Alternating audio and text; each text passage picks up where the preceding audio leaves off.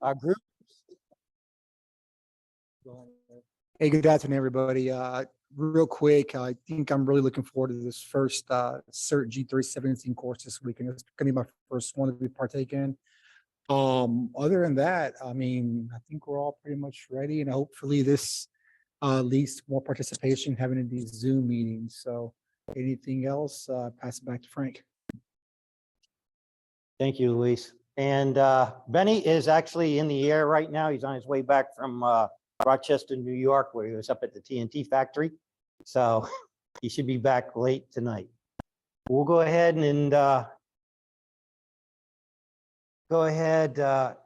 here in the meeting, we've got myself, Martin's here, Craig, Heather, and Luis. So we got just enough for a quorum here, I guess.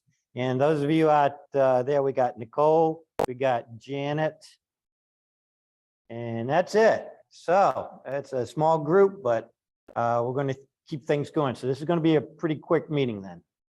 Want to go ahead and have everybody congratulate Martin. Martin's our new master instructor. I know we did mention it at the last meeting, but I want you to see some of the accolades that are up there. That's one of the reasons why Martin was picked to go to this class. He's done quite a bit in just a short 5 years that he's actually been with CERT. And I really appreciate everything he's done. That's why we put him up and got him into this position, because he's been really motivated, has done a lot of training and all that with us. And he's a good instructor. I like some of the ways that he comes out and he coaches the skills and such. And he was helped us institute notifications with the Remind, been working on all the training with the Zoom and the WebEx, and he's actually put this together tonight for the Zoom meeting. So I really want to help him, thank him for it. So Martin, good job. Woo! I see the virtual pros coming in too, so we're good. All right, thanks again. Congratulations. Okay, thanks, Nicole. Okay, so we're going to go ahead and we're going to get started with the class tonight. Martin's going to do it. It's going to kind of probably be a little abbreviated, but we're going to hit the main things so that y'all get a good class tonight. So talk a little bit about documentation and a little bit about communication. So Martin, I'm going to turn it over to you and go ahead and just give you a little bit of time where you can set up your class.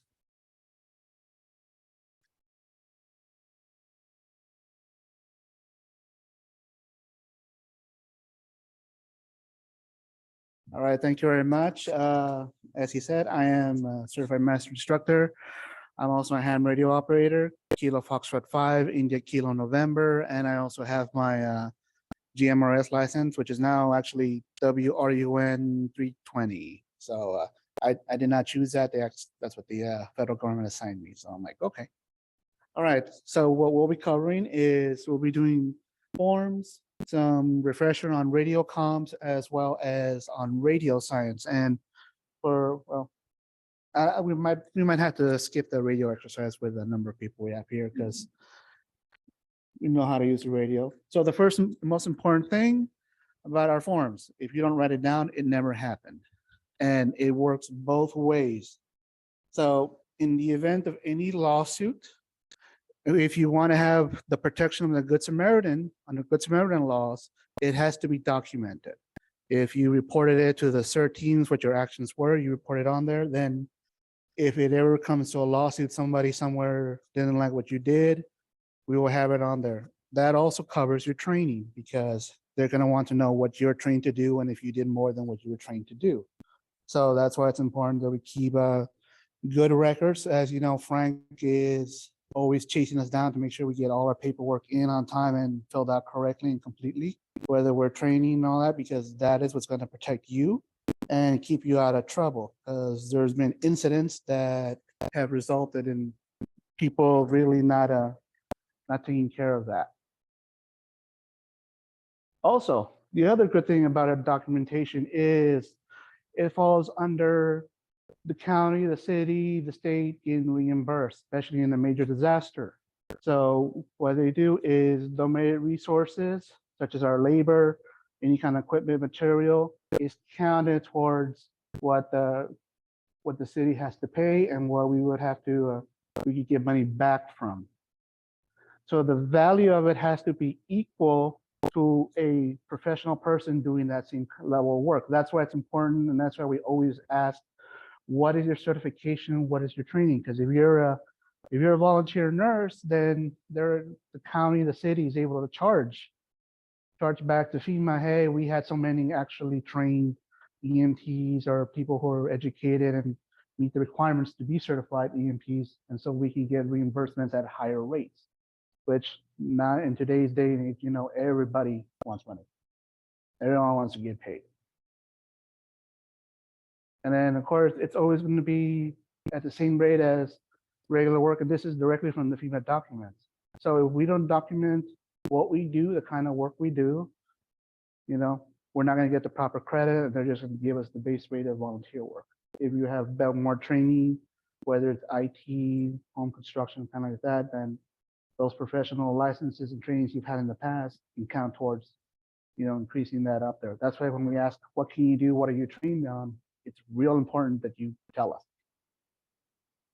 Okay, so these are some of the scenarios where we would be doing clerical work, the kind of stuff. If you're called out to do a supportive intaking, kind of like we had with the COVID, that would be paid at a clerical rate. What do your admin aides get charged at? That's kind of the level that they would provide that. And like I touched on earlier, if we had actual nurses responding to events, then they would be able to be reimbursed at EMT level pay, depending on there. And if there's an actual disaster, we document everything, because everything we do could be charged at a different rate. So if we don't say what we did, we're going to lose money, and the county don't like that. All right. So talking to the kind of forms we're going to use all these different forms, from damage assessment to the personal sign-in to the CERT tracking. The ones in stars are probably the ones we're going to see the most of on their damage assessment. It depends on what kind of training you get and if we've managed to get the classes in. So we have a standard form for that one on there. So as you can kind of see here, personal sign-in, this is the standard CERT 2 form. It's not the one Frank uses, because Frank has developed that one and I haven't received his new blank version of that. The comm plans, this is the one we almost always use at every training class and all that, which is, if you look on there, it's got a little frequency, you can kind of see it on there. The 214, the handwritten ones, the pre-printed ones come set up, as well as communication logs. I put a little arrow there because a lot of times we're going to use the 214 and the communications log as the same thing. For a lot of our events, when we do the write-ups, we have to make sure it's best to digitize everything. So the 214 is our official log. And that is also what is going to protect us. That's why we say you have to report everything you're doing, everyone you're helping, because under the Good Samaritan, the idea is if you were doing something wrong, you would not want people to know about it. If you put it down, then there's more likely you were doing the best thing you could at in your best conscience. And that's a good protection for you. And of course, that's why it's important that whoever is described, write legibly, because you have to read, especially if attorneys and other people are going to be involved in looking at that log for legal reasons, which is why we also make, especially here, we tend to digitize that and type it up so that it's completely legible from the handwritten ones. That doesn't mean we can actually get rid of the handwritten ones. We just have to know what happened to them, because they're going to want to see the original and the corrected or updated version. Okay, here's some more equipment log. Basically, equipment logs is anything you want to keep or you want to chase people down on: radios, backboards, stuff that actually costs money. We're not worried about Band-Aids, but we are worried about other stuff that will take a while to get there.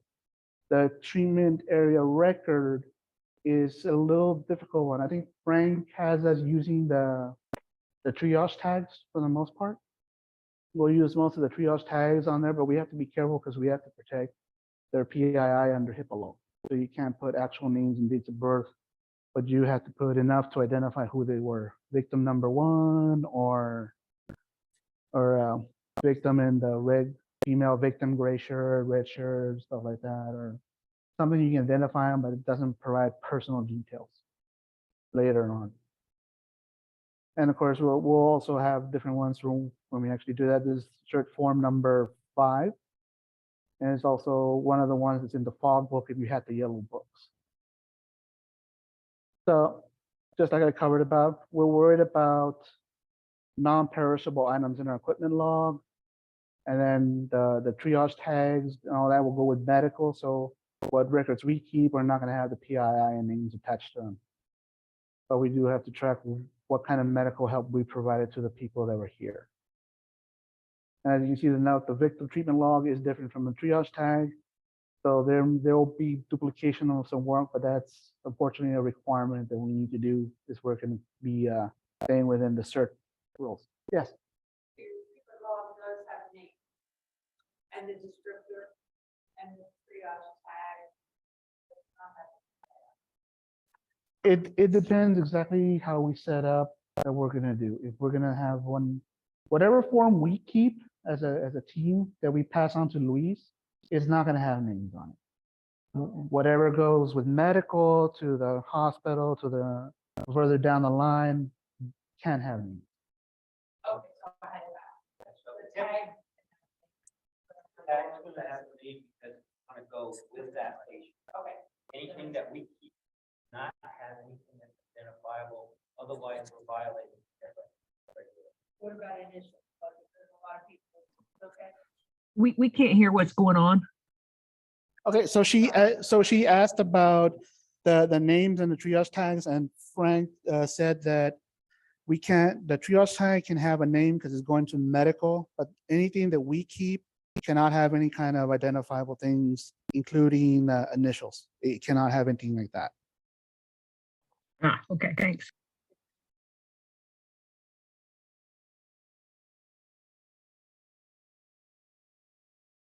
Okay.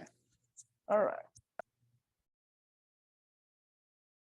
Okay, and then that tiny little one is one of the ones Frank has prepared in the past. That's the 214 for the March 22nd Connex and CERT training. Where it shows you all the people who were the team members and what they did. And then there's a by time log as well as who did what, where, and it can, the 214 is also a place where you can, if you're really smart and you do like Frank does, you can combine your assignments and track them there because it's going to be part of the official log. So basically you can use the 214 for just about most of the things we can do in CERT.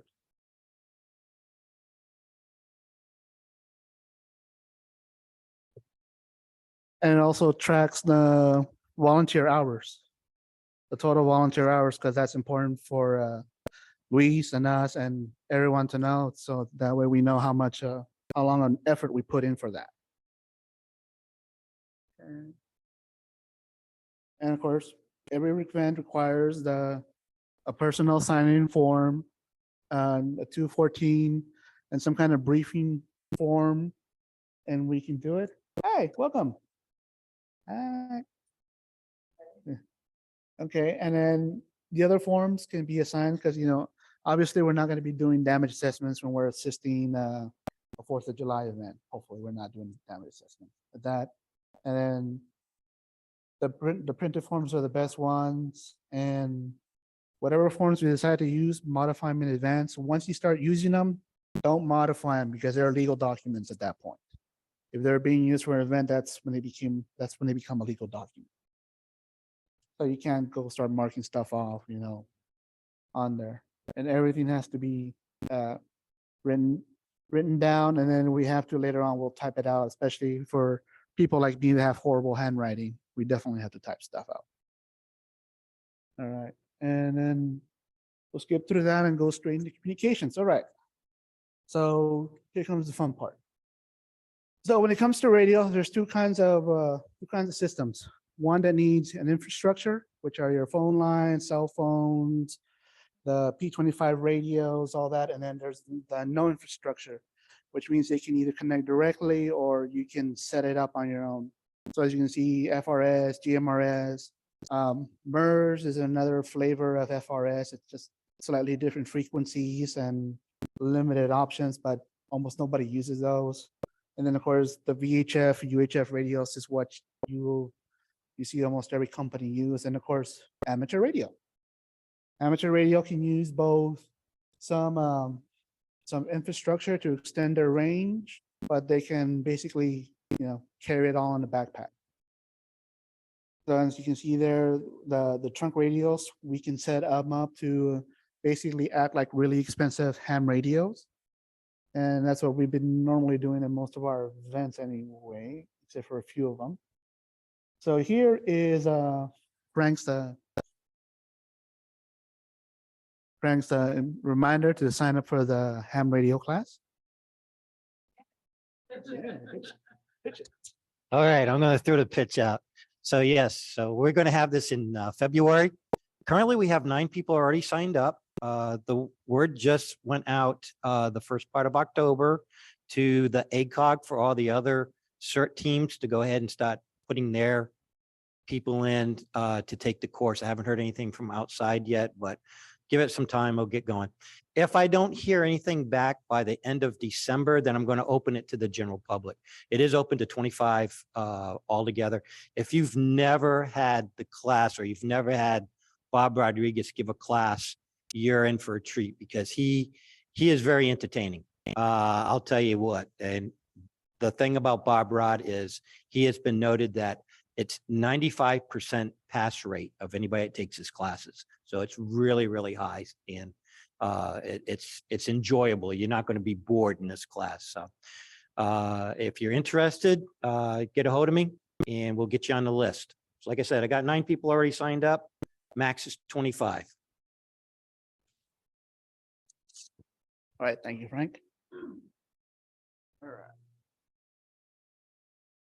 Okay, so as you're aware, we like to use FRS and GMRS radios. Why? Because they're easy to acquire, they're cheap to acquire, and then of course the trade-off with that is that they're short range, and anyone with another FRS radio can actually pick up our transmissions. And for channels 1 through 14 on the FRS, you don't need a license, but once you get beyond that, in the GMRS world, you need a license on there.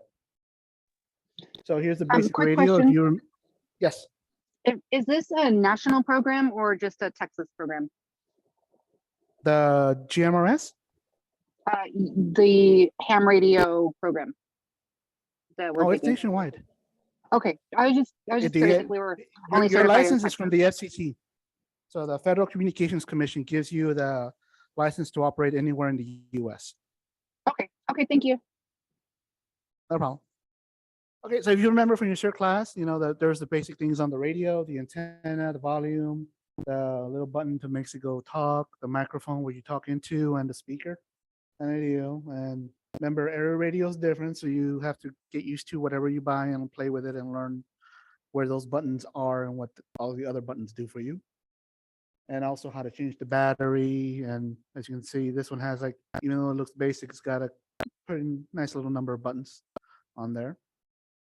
When you use the radio, speak across the microphone. Don't be blowing into the little microphone hole, because that's how you get a bunch of sounds on there. And my ham radio people, you know that from the new people, because you hear the blowing on it as they're talking.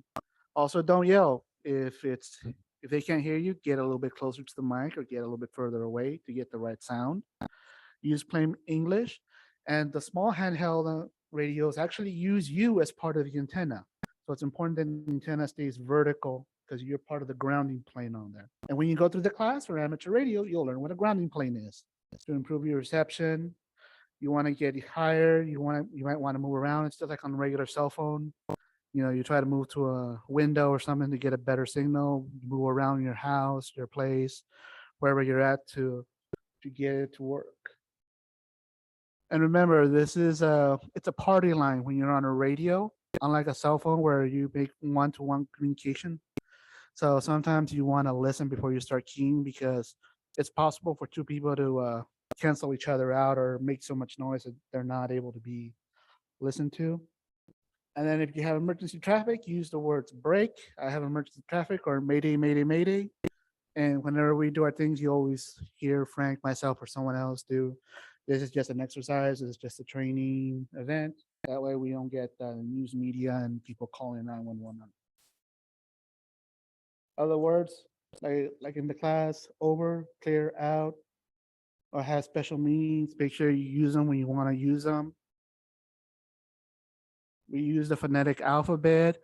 I know there's the DPS alphabet, the Apple, Baker stuff and all that. Don't do that. Use the phonetic one, the military one, because there's a reason why it's able to be understood in more languages across the planet than the other one is. Same thing with the time. We use the 24-hour clock method. So in the mornings, it's pretty much the same. The evenings is when you have to do a little bit of math in your head. You do it enough times, it's an automatic thing. If you're in the military, it's an automatic thing because you got trained to it. And then this bottom thing, daylight savings time. This is going to be the last time we do it, I believe. It's this year. Then afterwards, it goes away, so we will no longer be adjusted. Oh, it was. Oh, it didn't? Okay, I stand corrected.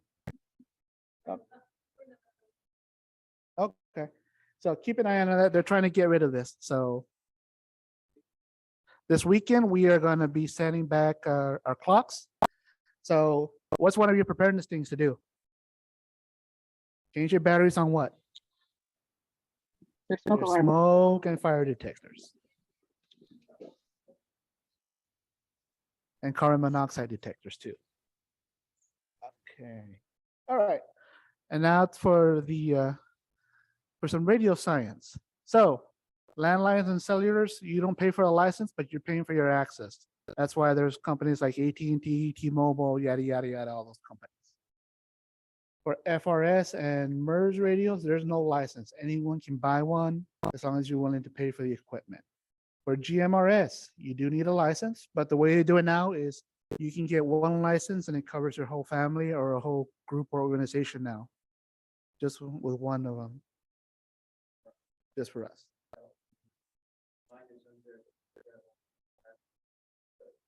Mhm.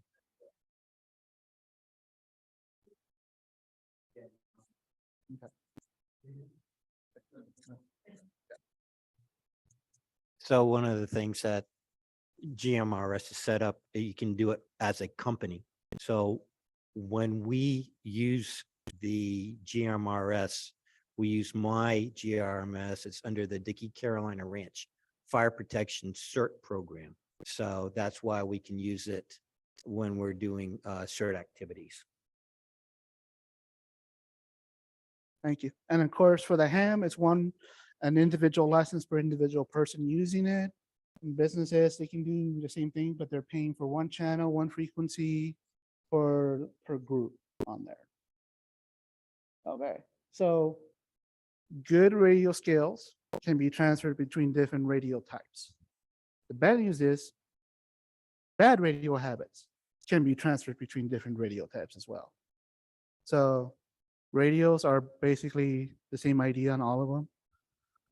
And then the bad is if you have like one of the Chinese ones, you're going to have to do some studying to learn how to program those or how to use those correctly. Question? Comment?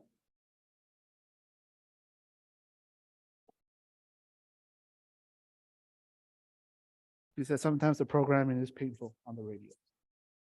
Okay, so we'll start at the very top and show you what the infrastructures look like, the stuff you don't see in the background.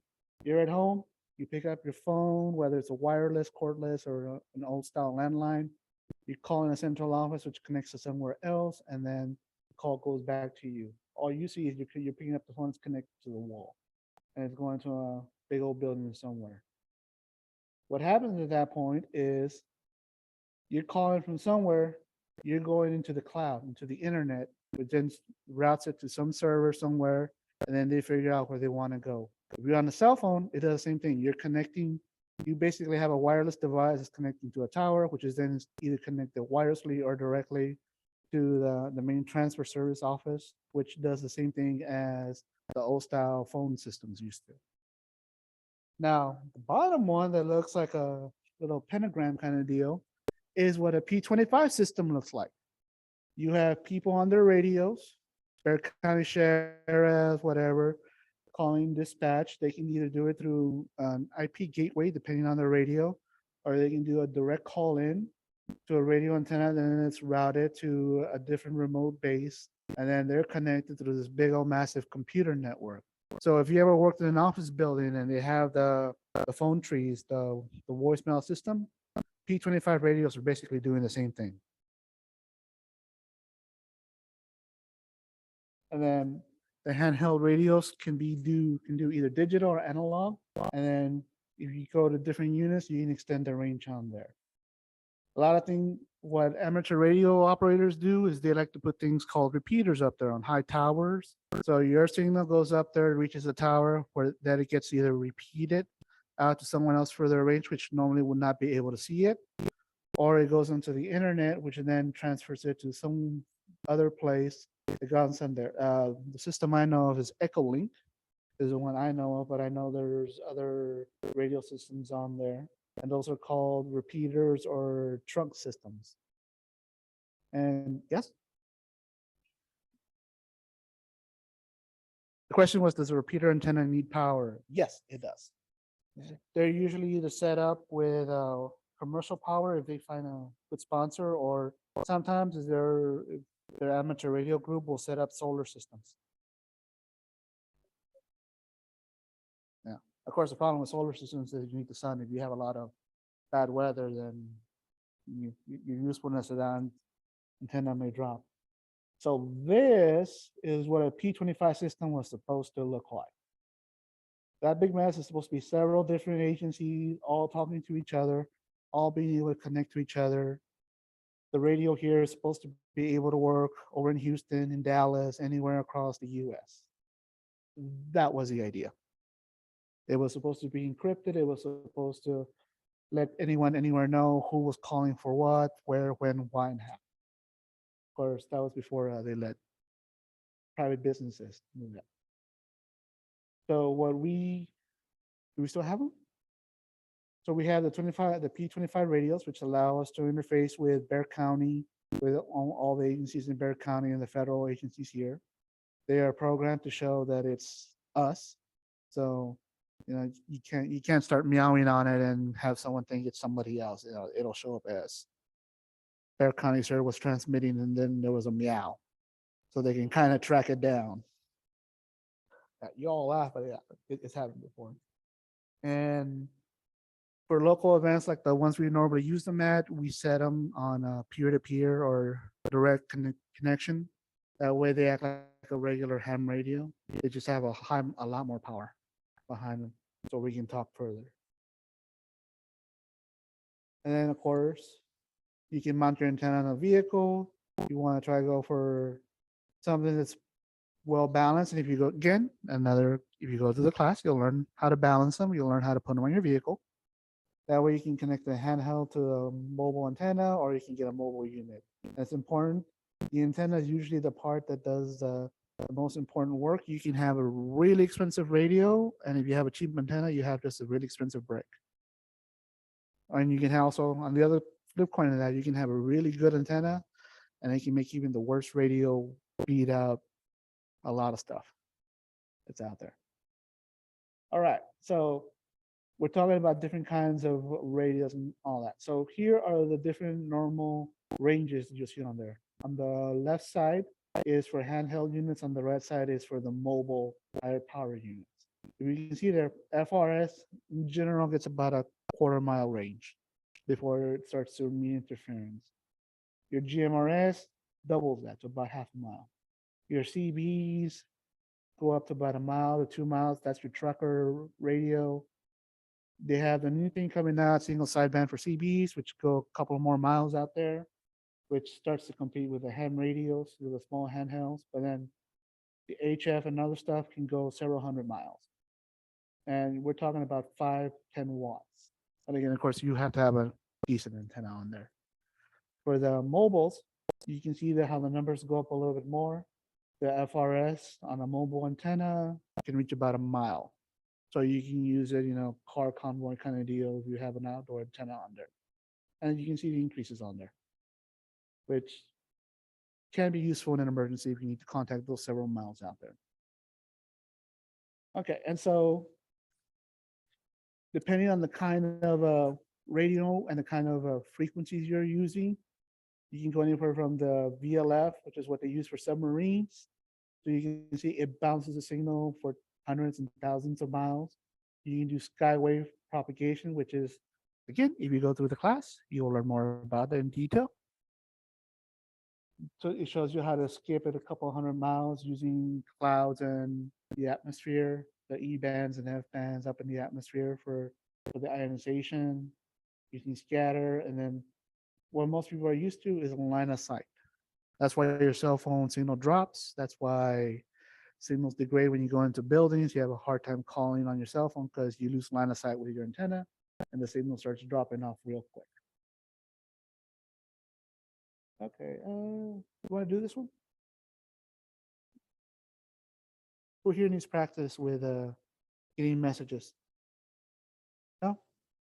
You know how to talk? This is me calling you. Respond. Okay. Okay, here's my message. This is me calling you. Here's my message. All right, so sample calls, say who you are and who you're calling, and then listen for them. All right, and that's it. Habits to avoid. Don't be thinking about it as you're pushing the talk button. It happens a lot to everybody. There's a lot of laughing here because we all heard it. All those. So those are bad. You also know about this person, the person that starts talking about everything else except what they're supposed to. Yeah. You have the shouters, you have the people that start using the other words. The 10-10 crowd, that's the big old 10-4 good buddy crowd, and the people for cussing. The 10 codes are all different. So from state to state, city to city, the famous ones like 10-4 is well known, but it's not universal everywhere. So you don't want to be using the 10 codes because you can't assume that everyone has the same 10 code on there. All right. And then what to avoid talking about? Again, PII, we don't talk about names. We don't talk about date of birth. We don't talk about medical information, anything with names on it, and talking about dead or dead bodies because people are recording this. If you go to the internet, there's websites that spend their whole time recording every signal from anywhere they can, and they record it and play it back. All right, we don't need to do this one. Here's a close-up of the 205, what it would look like. This one is for a single event using 1, 2, 3, 4 different channels. So that would be for 4 different teams when you have a CERT team that's big enough to require that. And you can extend it as needed. All right. Assume that everyone is listening when you talk on the radio and assume that they're recording everything you are saying. That's a good rule of thumb. And since we actually have a small crowd here, we're going to skip the exercises for now, but okay. And questions? And again, here's the plug again for the class on the 11th of February and the 18th of February. Contact Frank if you want more information. Want to take a break?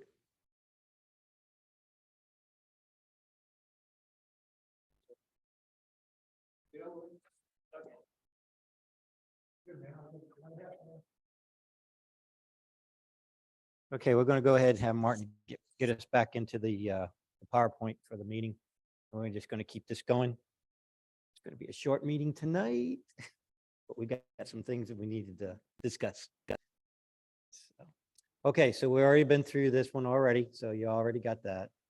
I want to tell you something. October was a very, very busy month. There was a lot of things that happened. So that event that we had with Disabilities SA downtown. That was great. We had 3 people came with us to do the first aid. That was a spur of the moment. We got notice on that like a week before. So it was a quick in there to get it done. Encino Park, that was a great promotion that we had out there. Probably saw close to about 300 people that were out there. Really good. Got a lot of people interested and got some names and stuff out.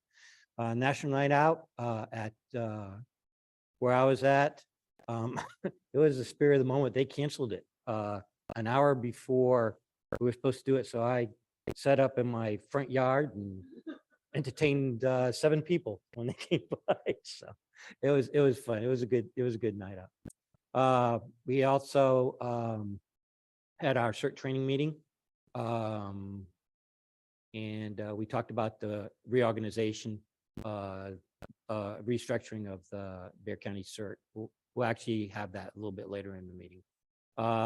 We also had National Night Out at Texas A&M University, and that was really good. We actually got a good exposure out there to a lot of the students and some of the other people that came by. Really, there was a lot of organizations that were out there, so it was really a good promotion also for them to get their campus CERT program going. 7th of October, we went up to Kerr County. Benny and we went up there and we did a search and rescue presentation for them, and they got to utilize their new CERT trailer up there. They really excited about it, that they've got some equipment now to train with. So they were really excited about it. And they thank the Bear County group for organizing that. And so they've got that. 13th of October, went out to Region 20 Education Service Center, did a Stop the Bleed with Metro Health. We had about 40 people.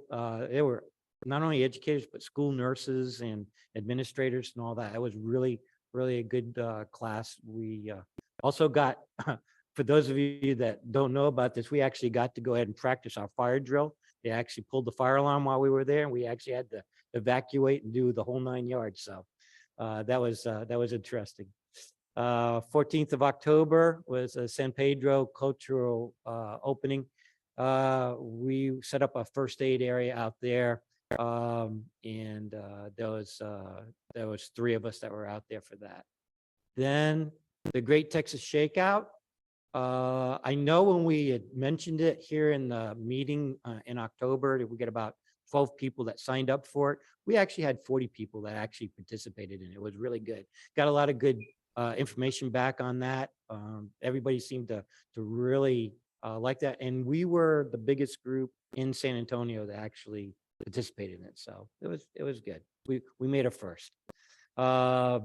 We had a Zoom meeting for the CERT instructors for the upcoming basic course for this 4th to 6th. And we actually talked about how we were going to set up and particulars about the training that we were going to do. We had another big event out at Lowe's at Alamo Ranch on the 22nd of October. Believe it or not, there was 1,500 attendees at this. It was a huge thing. We had a lot of people that came up to us, a lot of interest. So we had an area we did Stop the Bleed. We had another area that we were doing preparedness training. We had another one where we had moulage. Nicole did an outstanding job. It was the first time she ever got involved with doing moulage, and she became a moulage expert in just a few hours that she was out there. So kudos to her, really good job. And then we also did a couple of static displays for CERT equipment. So really good. Then went out to help out Mark Wonder from Bear County Office of Emergency Management, Human Services. He was doing a specialty training. And I think we might be asking Mark to come out here because he's doing a training on survival first aid training. So we may end up having him come out and probably in the future do a class for us too. Okay, go to the next slide. Okay, so what we did, also we had another training that came up. It was on Tuesday, went out and trained 18 nursing students out at the University of the Incarnate Word. was really a great chance to get out there, and they really were appreciative of it. Tonight's our meeting, so we're going through that right now.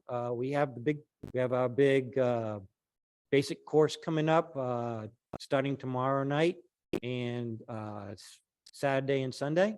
We had 16 people registered. I think we're going to have about 11 people showing up for it, but still it's going to be a good class, and we're looking forward for everybody to come out and support. Those are the ones that's already signed up. I think I got about 5 instructors that are already signed up to help out with it, and anybody else that wants to come out. We also have a couple of other people that have stepped up to play role players, so that'll add to the realism for the final exercise. And Morgan is the actual course manager for this. All right, December, we've got a hybrid class that's scheduled. I've got 8 people signed up for it. I've got 3 that totally completed. So I know at least 3 are going to show up for the actual training. They still have until the 22nd of this month to finish their phase 1 training to be eligible to take the phase 2 training.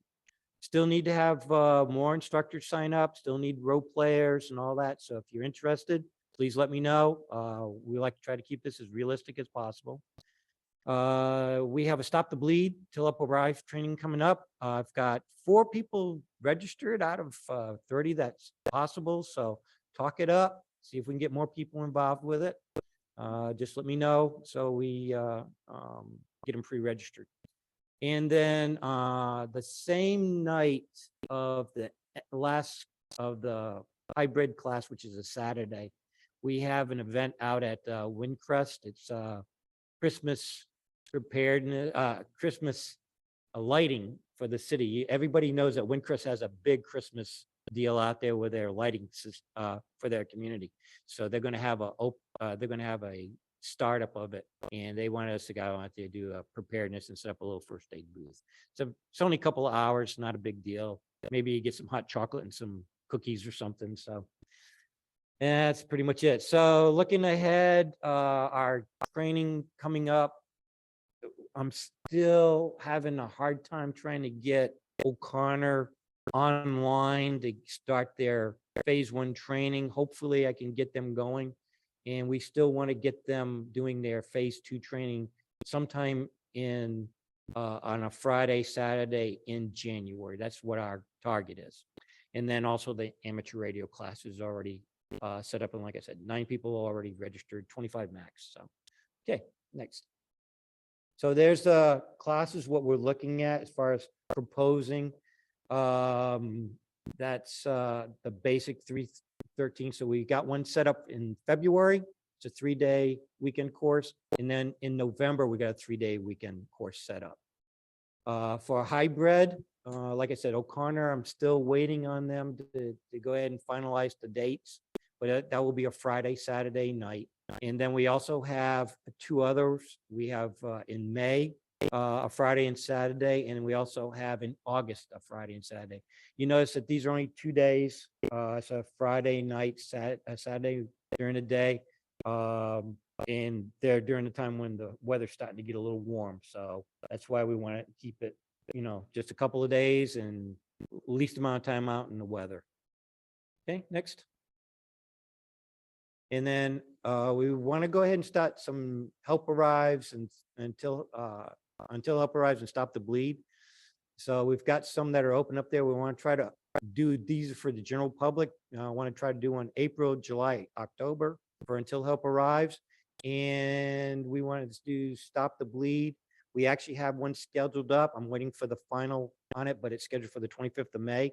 And that's going to be a train-a-thon. We'll, I think we're going to cut the hours down. I think we're only going to do it from 1,300, 1,500, 1,700, 1,900. I think that's the best times to do it. The early morning ones, we really didn't get that much. I think later in the day, we'll actually do better. So, and we're going to co-sponsor this with the Windcrest Fire Department. They're going to be the co-sponsors with us. And that's going to be out at the Windcrest Community Center. And then we're looking for other places to go ahead and open up in the public. And in these trainings, we want to do out in the community. We want to do it in the county or in the city at different places so other people can get involved. So if you know a group that's out there that wants to sponsor us, please get with us. Okay, next. Okay, and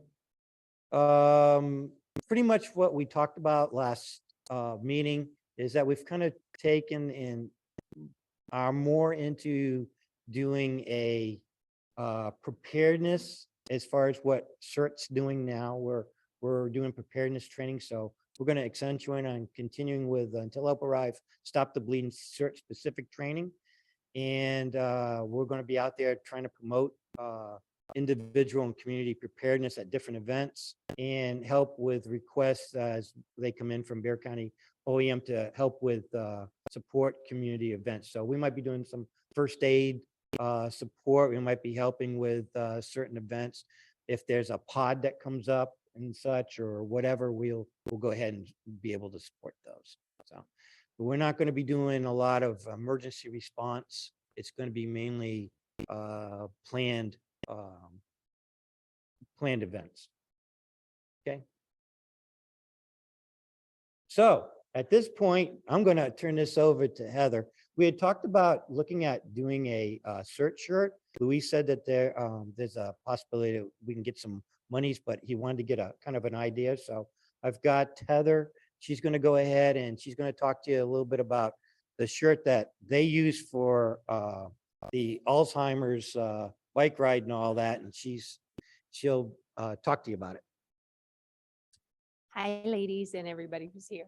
I just mentioned it because it was a polo they sent us for the volunteer committee, and it just seems to fit me better than normal polos do. So I wanted to let Frank know about it. Sport Tech, it actually dries out pretty well. It's comfy. I brought mine here in the shop, but you guys can't see it if you're online. So if anybody cares to ask any more questions or take a look at it, you're welcome to. Otherwise, I just think it's a nice shirt as an option. Hey, Heather, we can see it if you move closer. Oh, is there camera? Yeah, I didn't know, or where do you have camera? On the laptop itself? yeah, it's on the top. Oh, that's nice. Cool.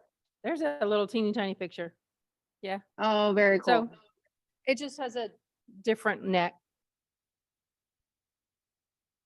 instead of the buttons. So I like it's it. an option. It was an interesting noise. Oh, it could be my cat in the background. I'll mute myself again. I said I had background noise. Sorry.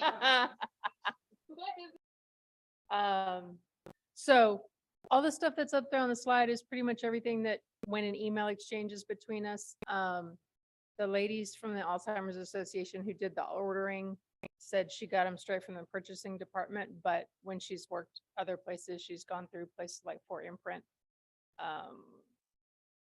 So I don't know if it's something to go directly through Sport Tech or through a different company, or if Luis knows that there are connections through Bear County with certain groups that do purchasing for uniforms and stuff.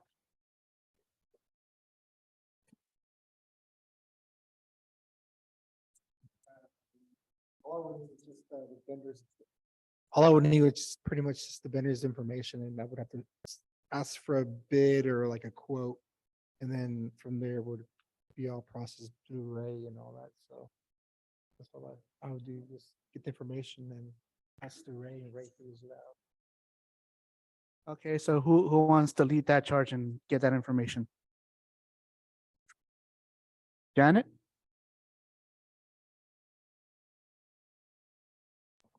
Get the information on what should be on the shirt. I didn't understand. Or the vendor information, costs and all that? What kind of quantity? Kind of quantity. For sure.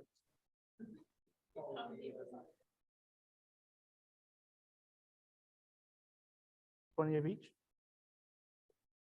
20 of each size? 20 of each size. So we're talking extra small up to maybe a 2XL.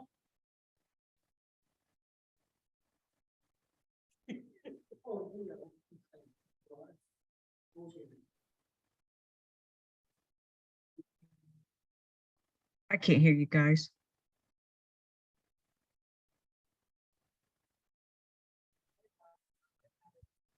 And also, do you want both women's cut and men's cut or just a general men's cut? Man, here's overcomplicating this. It's just a shirt. There's a lot of questions that go They're into gonna ask you these having a questions. shirt Yeah. done. Yes. I actually have a couple of friends that make shirts, t-shirts and other shirts that work for companies that I used to work with when I was with UPS, as well as another friend that embroiders shirts out of Bastrop. I could actually do that for you and get you at least 2 quotes for sure that I know of. But they are going to ask you what sizes you want, if you want men's or women's cuts, and what kind of material are you looking for, Mhm. stuff like that. And then they also want a design as well. So the design needs to be ready, or at least an idea of a design, and they can give you options of what they think you're thinking of, and then you can choose from those. Yeah, I Well, created we would t-shirt start designs. primarily with like getting a consolidated list of everybody and just say, hey, what's your size? And are you male or female? And then from Yeah, there, if we we'll, could get that, then figure I it can out. narrow down an order and get you a quote. So,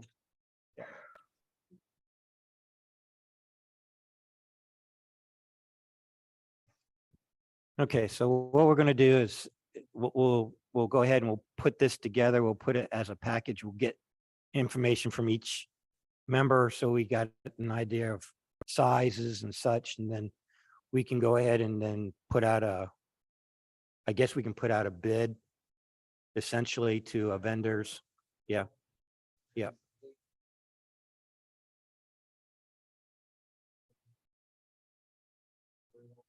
Right. There's 2 local companies that I've worked with here in San Antonio as well that I could, once we get that information, I can get a quote from them too. The problem is that if the county's ordering these, they can only go from authorized vendors. That's the problem. And for them to do that, we would have to have, first of all, the sizes and stuff that we need, and then we need to go ahead and determine what we want for the shirt and what the imprint's going to be and all that. And then we would literally have to buy the imprint. That would be something that would be, yeah. Right. Yeah, so I actually know a vendor over in shirts that is a certified vendor that does this for a living that I used to work with UPS. So I can get you a quote from the other person that I was thinking of out of Bastrop, just does it out of his home and he is not certified. So I wouldn't get a bid from them. Well, that's fine. And then it would be subject to if the county would be able to utilize that vendor. That's the key thing. Okay, I'll ask if they, how would I find out if they can use them or not? What do they need to do? Is there anything in particular, or should they know when we call?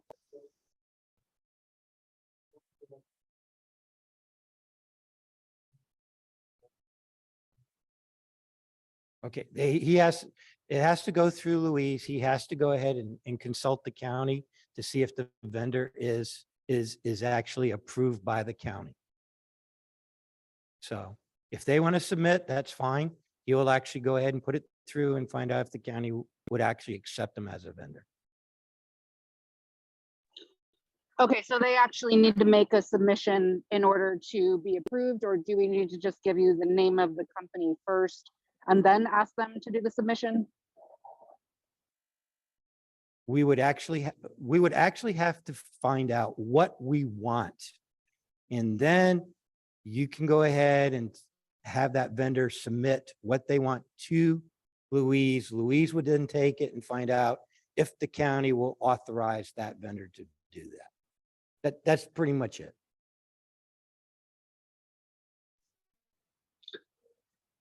Okay, that's fine. I can give them your contact information over there at Cat 5 Graphics and see about that. It's really easy. A vendor will know whether they're on an approved list or not. If they're not, they need to apply to get on the list, they get on the Bear County site, and fill out the form, start the process, become a vendor. If your vendor knows how to go ahead and apply for to the county and all that, they can do it on their own.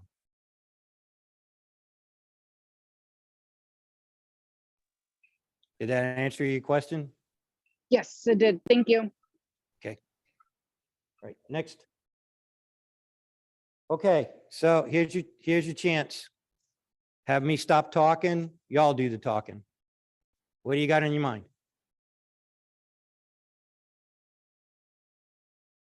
Nothing to do with CERT, but I have a bike ride this weekend. Has nothing to do with CERT, but I have a bike ride this weekend. I'll go do 40 miles for the ride to end Alzheimer's in Wimberley. Yeehaw. You get a shirt for that? I will get a shirt and I will get a ride jersey. It will not be this pretty a shirt. It will be a different shirt. But then I'll. Very also cool. get Good one- luck. I'll be praying for you. Thank you. So if anybody has somebody with Alzheimer's and they want me to put their name on my rider bib, let me know. I will do that. Already got Frank's mom's name and a bunch of friends and family names. So if you have one, let me know. Okay, thank you, Heather. I know my mom's gonna appreciate going for a ride. Hey, Heather, I actually have somebody in my family that just died from Alzheimer's, and I would love it if they were honored.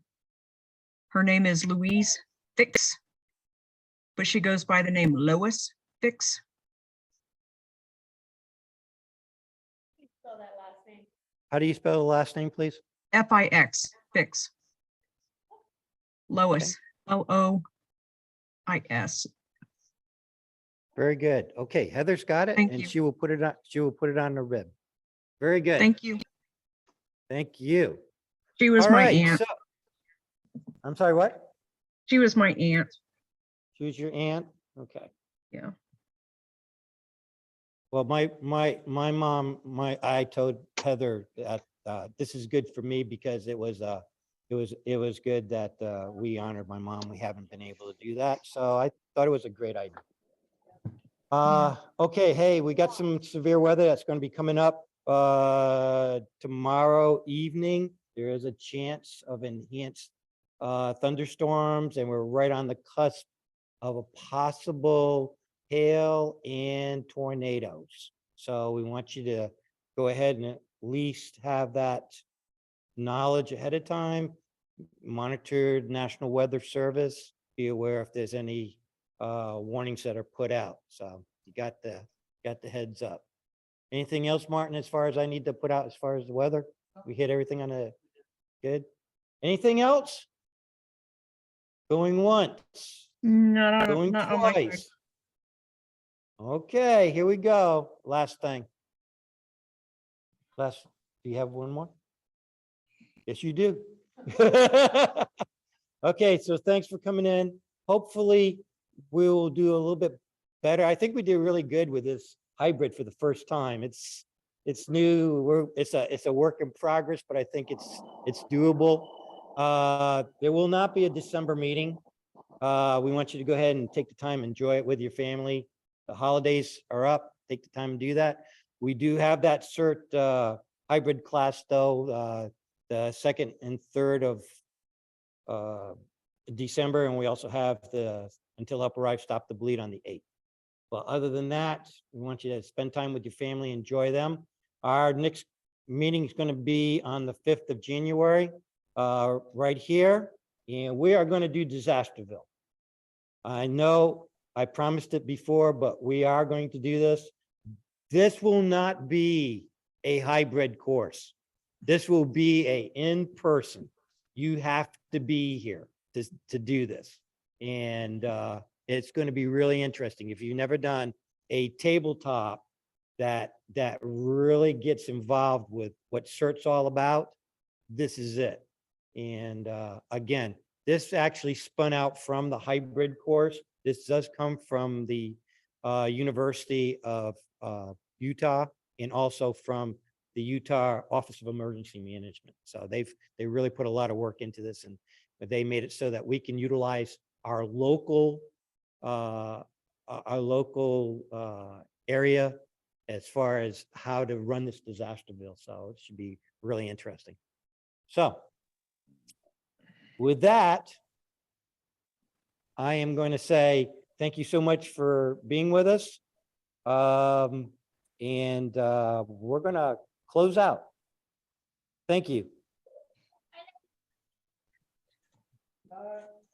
Thanks, Bye. guys. Good to see you.